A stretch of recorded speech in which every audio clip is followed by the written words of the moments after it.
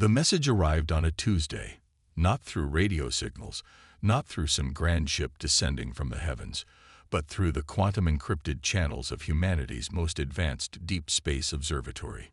The contents were simple, yet they shook the foundations of human civilization. Your world has been designated as Protected Preserve FC-2347. Further technological advancement beyond current parameters is restricted. This is for your own protection.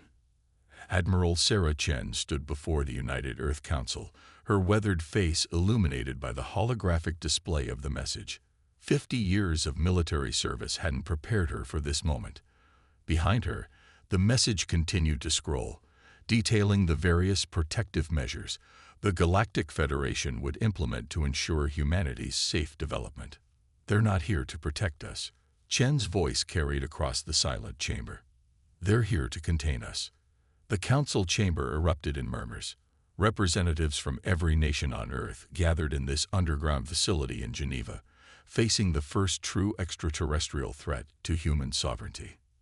The Federation's ships are already in position, Dr. Marcus Rodriguez, head of Earth's Astronomical Defense Network, added. Their technology, it's beyond anything we've ever seen. But there's something odd about their approach. Council President Amara Okafor leaned forward. Explain. Rodriguez manipulated the holographic display, showing the positions of the Federation's vessels. They're maintaining a strict geometric formation, never deviating by more than a few meters. Their movements are predictable, almost rigid.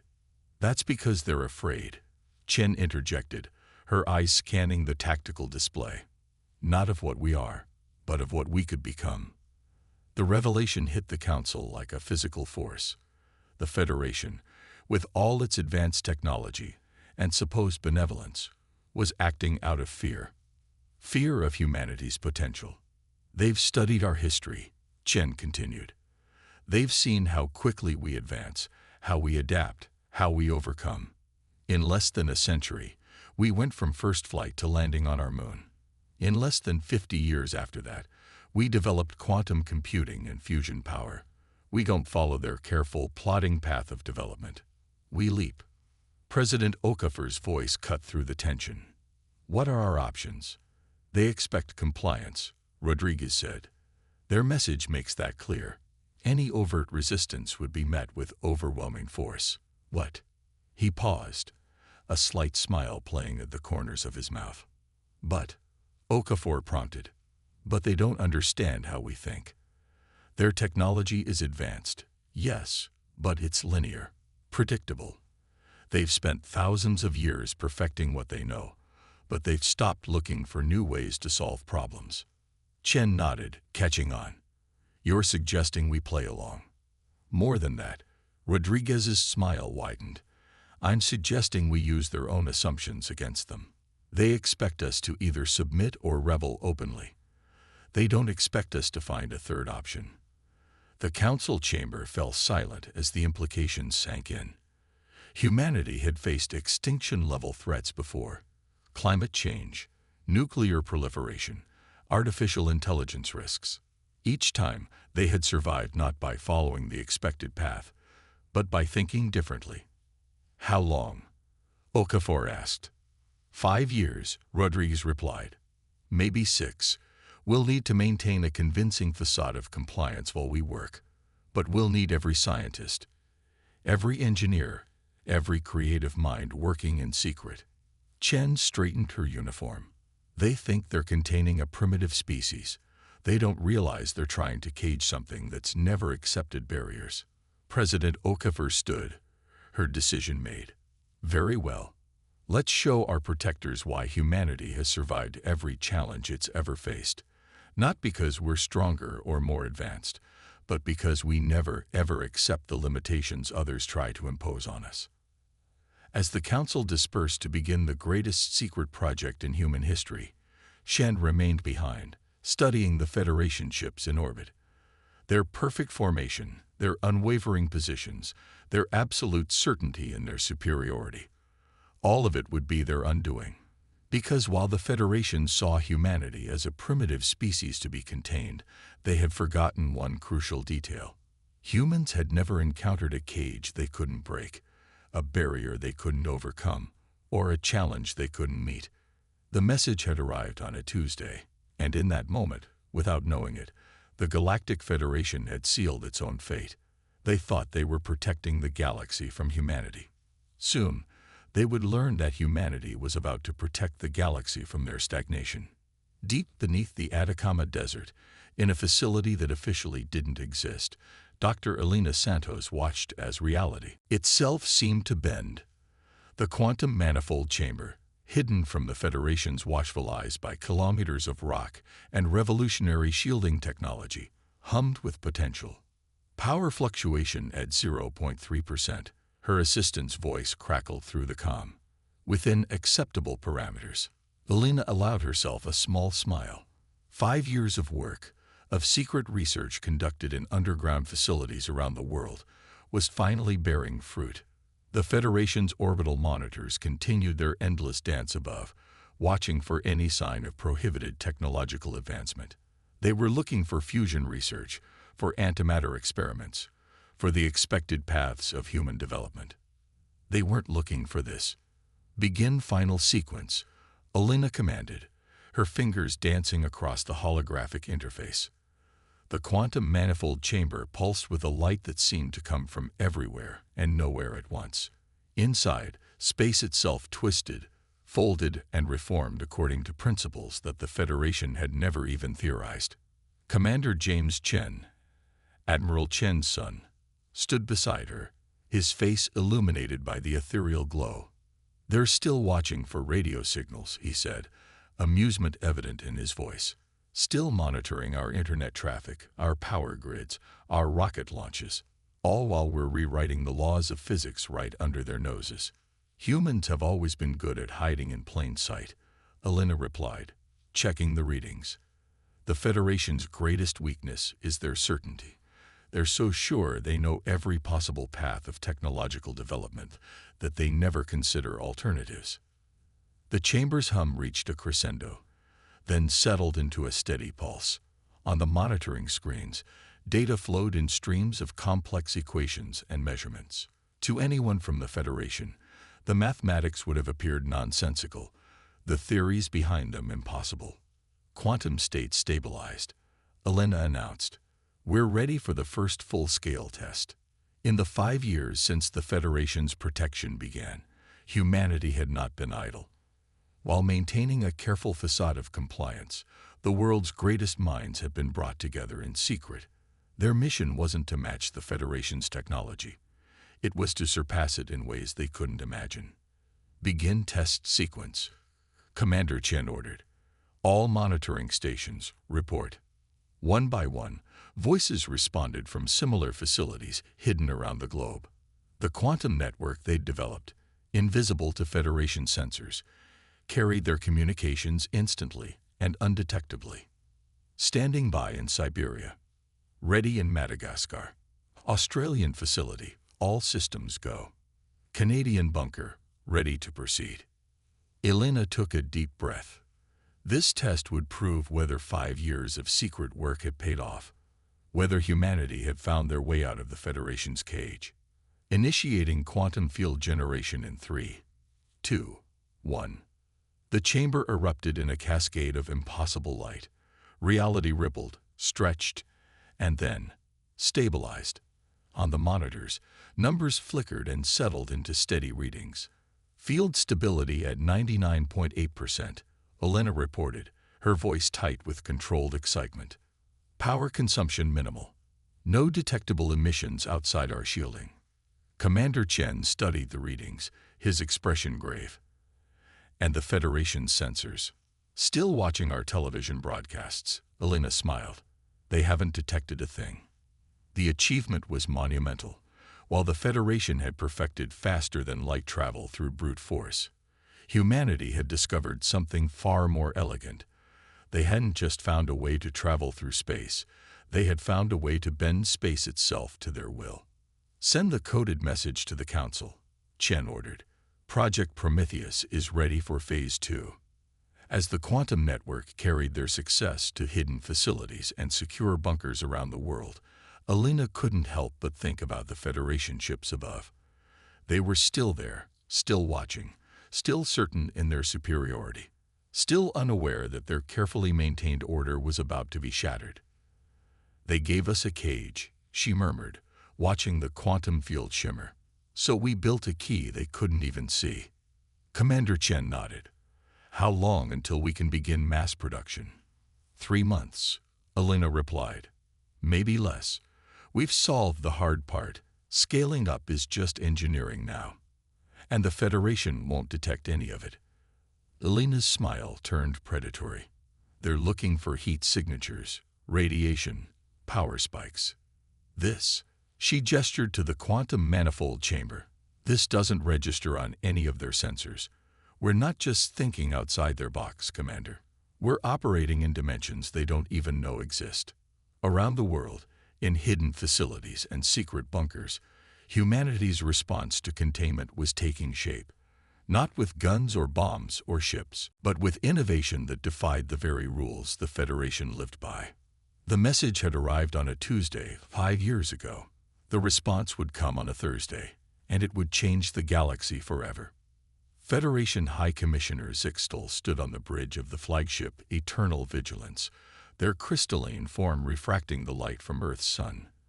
The humans had been suspiciously compliant these past 5 years, following every restriction, accepting every limitation. It made them nervous. "Status report on the new containment platforms," they demanded. "Construction proceeds on schedule," their second-in-command reported. "The orbital monitoring stations will provide complete coverage of the planet. No technological advancement will escape our notice." Zixtal's crystalline structure vibrated with satisfaction. The new platforms would ensure humanity remained safely contained, prevented from spreading their chaos into the ordered galaxy. At least, that was what they thought, until every sensor on their ship suddenly went dark. In the command center beneath Geneva, Admiral Chen watched the Federation's reaction through quantum-shifted sensors that operated on principles their observers couldn't detect. "Right on schedule," she murmured. "They're exactly where we predicted they'd be." President Okafor, now in her second term, stood beside the Admiral. "After 5 years of playing the obedient primitive species, I'd say we've earned this moment." She turned to Dr. Santos. "Begin Phase 3. Alina's fingers danced across her console. Around the Earth, hidden quantum manifold generators activated simultaneously. Reality rippled in ways the Federation's sensors couldn't detect, creating a web of distorted spacetime that encompassed their entire fleet. On the Eternal Vigilance, Zixtal was experiencing something they had never encountered in their 3 centuries of service. Pure, unmitigated panic. "What do you mean, you can't find the planet?" they demanded. It's still there," their sensor operator stammered. "We can see it visually. But our sensors, they're saying that space itself isn't behaving properly." "Impossible," Zixtal declared. "Space follows rules, constants, laws." Apparently, a new voice cut through their ship's communications. "Someone forgot to tell us that." Admiral Chen's hologram materialized on their bridge, projected through means that violated at least 6 laws of physics as the Federation understood them. Behind her stood President Okafor and Dr. Santos, their expressions calm but resolute. "What is the meaning of this?"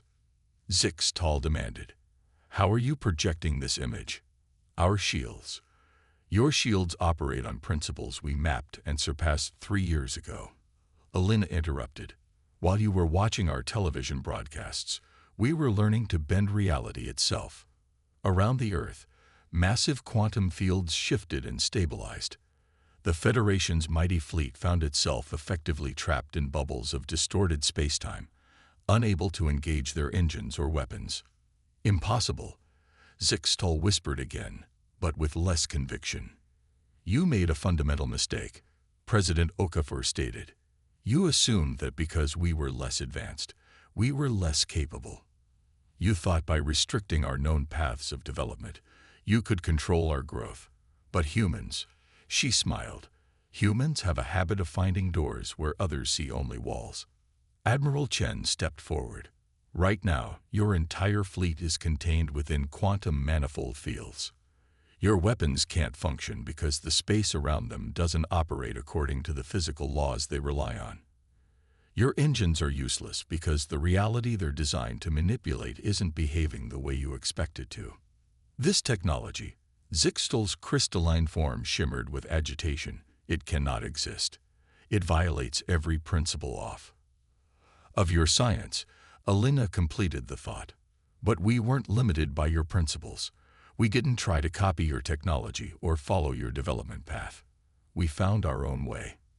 Throughout the Federation fleet, crews were discovering that none of their advanced technology functioned as it should.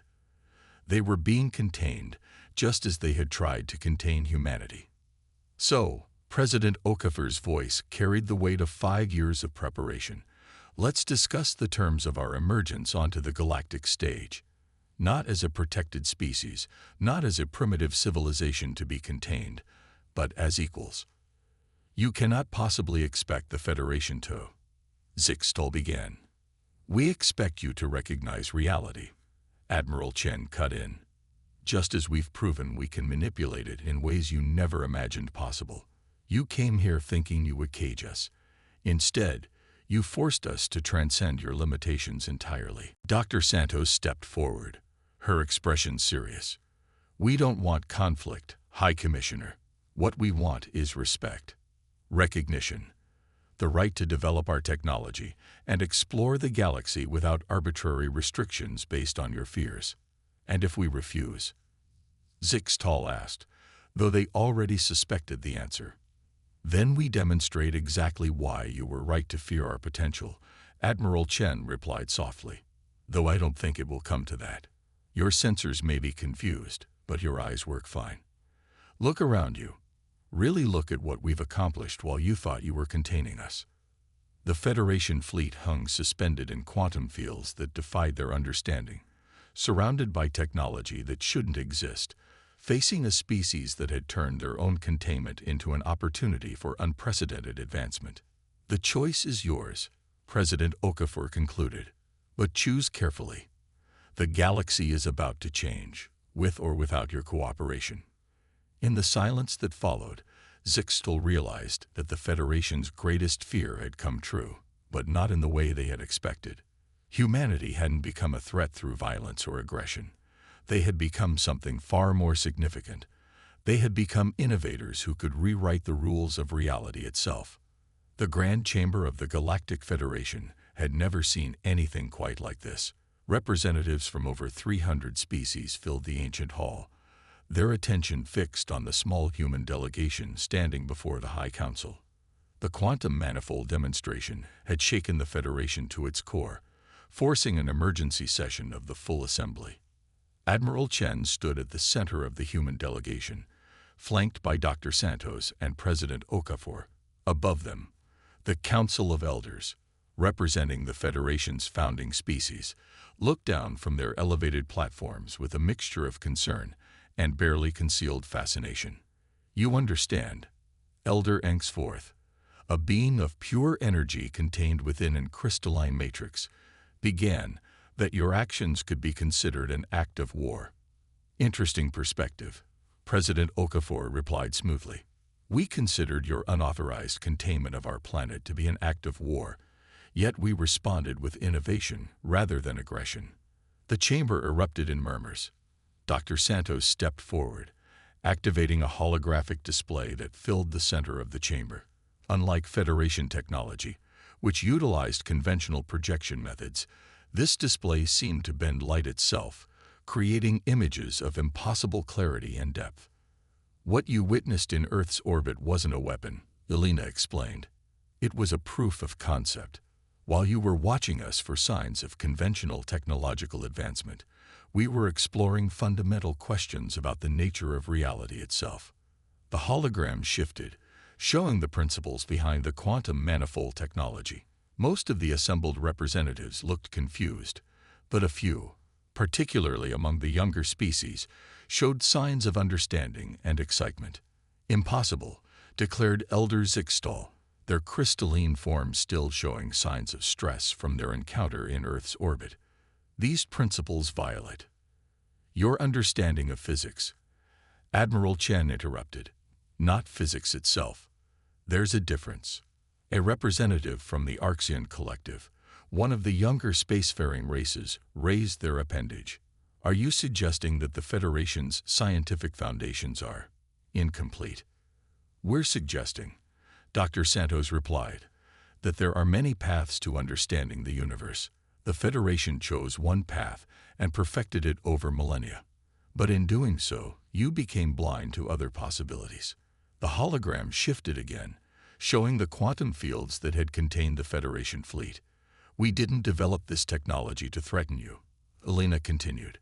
We developed it because you left us no choice but to think differently. President Okafor stepped forward. We're here to propose a new relationship between Earth and the Federation, not as protectors and protected, not as advanced and primitive, but as equals with different perspectives and different approaches to understanding the universe. And if we refuse? Elder Ankh-Savorth asked, though their energy form flickered with what might have been uncertainty. Then we leave. Admiral Chen stated simply, take our technology and our innovations with us. Continue our development without Federation interference. But consider this. How many other species have you protected into stagnation? How many potential innovations has the galaxy lost because you decided there was only one correct path of development? The chamber fell silent as the implications sank in. The Federation's policy of containing and controlling developing species had gone unquestioned for millennia. Now, in the span of a single day, humanity had exposed its fundamental flaws. A young Arxian scientist burst out. The humans are right. We've been so focused on perfecting existing technology that we've stopped looking for new possibilities. Our own research has been hitting the same walls for centuries, added a Nutari physicist, their quantum brain patterns showing signs of intense excitement. What if we've been limiting ourselves all along? Throughout the chamber, representatives from younger species began speaking up, sharing their own frustrations with the Federation's rigid technological hierarchy. The human delegation watched as the careful order of the Federation began to crack, not through force or threat, but through the simple act of demonstrating that another way was possible. Elder Ankh-Savorth's energy form pulsed rapidly as they conferred with the other council members. Finally, they spoke. Perhaps there is wisdom in reconsidering our approach. We're not asking you to abandon your knowledge or your achievements, President Okafor said softly. We're asking you to open your minds to new possibilities, to recognize that different perspectives, different approaches, even different mistakes might lead to discoveries you never imagined possible. Dr. Santos activated one final holographic display, showing the principles behind their quantum communication network. We're willing to share our discoveries, to work together in exploring these new frontiers, but only as equals, only with the understanding that humanity will never again accept arbitrary limitations on our development. The council chamber buzzed with excitement and apprehension. The Federation stood at a crossroads, facing a choice between maintaining their comfortable certainties and embracing a future filled with new possibilities. And what guarantees do we have? Elder Zixtal asked. That humanity won't use these innovations for conquest. Admiral Chen smiled. The same guarantee you have from any species. Our word. But consider this. We had the power to disable your entire fleet, to potentially cripple the Federation's infrastructure. Instead, we're standing here, offering to share what we've learned. Doesn't that tell you something about our intentions? 10 years after humanity's dramatic revelation to the Galactic Federation, the face of the galaxy had changed beyond recognition. The Grand Archives of New Alexandria, a massive space station jointly constructed by human and alien engineers, hung in space at the intersection of 12 major trade routes. Its quantum-shifted halls contained research facilities where species from across the galaxy worked together, combining different approaches to understanding the universe. Admiral Chen, now retired but serving as humanity's ambassador to the Federation Council, stood at the observation deck, watching ships of various designs move through space using a mixture of traditional and quantum manifold technology. Beside her, Dr. Elena Santos was explaining a new theoretical framework to a group of eager young scientists from 17 different species. The key was never about being right or wrong, Elena explained, her hands moving through a holographic representation of quantum space. It was about being willing to question our assumptions. Every species here brings their own perspective, their own way of seeing the universe. When we combine those perspectives, we get magic, finished Slir, a young Arxian whose work combining traditional Federation physics with human quantum theory had recently revolutionized energy production across 3 sectors. We get science, Elena corrected with a smile. Magic is just science we don't understand yet. President Okafor, serving her final term before retirement, joined them at the window. Under her leadership, Earth had become not just a member of the galactic community, but a driving force for innovation and change. The Federation's rigid hierarchy had given way to a more dynamic structure, where ideas were judged on their merits rather than their origin. The Preservers have requested another meeting, she announced, referring to the group of former Federation hardliners who still advocated for controlling technological development among younger species. Let me guess, Admiral Chen smiled. They're worried about the Centauri Alliance's recent breakthroughs in dimensional physics. Actually, Okafor's eyes twinkled. They want to participate. It seems watching everyone else make discoveries has finally overcome their resistance to change.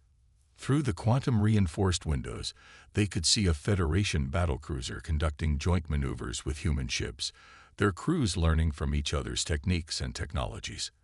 The sight would have been unthinkable a decade ago. You know what the best part is? Elena asked, dismissing her holographic display. We're just getting started. Every day, someone comes up with a new question, a new way of looking at old problems. The universe turns out to be far stranger and more wonderful than any of us imagined. A soft chime announced the arrival of first speaker Zixtal, the same being who had once tried to contain humanity, now serving as one of the strongest advocates for open scientific exchange. Their crystalline form had evolved, incorporating quantum resonance patterns that allowed for more complex thought processes. The Council has approved the expansion of the exchange program, they announced. Another 1,000 young scientists from developing worlds will be joining us next month.